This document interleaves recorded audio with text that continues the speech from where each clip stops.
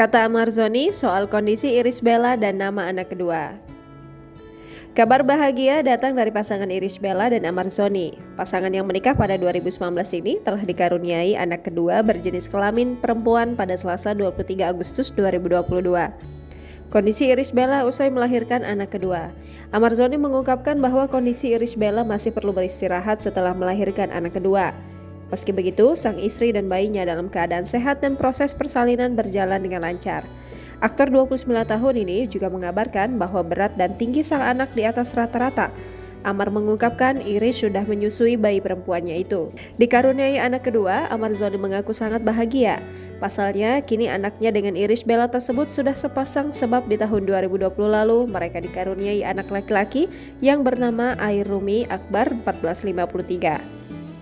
Amarzoni bahas nama anak. Namun hingga saat ini Amarzoni belum mengungkapkan nama anak perempuannya. Dia mengaku masih bingung dan menyebut sang bayi dengan nama Queen atau Ratu. Amarzoni juga tidak memperlihatkan wajah sang anak. Ketika mengumumkan di Instagram soal kelahiran sang buah hati, ia hanya memperlihatkan bagian kaki dan punggung. Diketahui bahwa Irish dan Amarzoni menyebut bayi perempuannya ini sebagai anak keempat.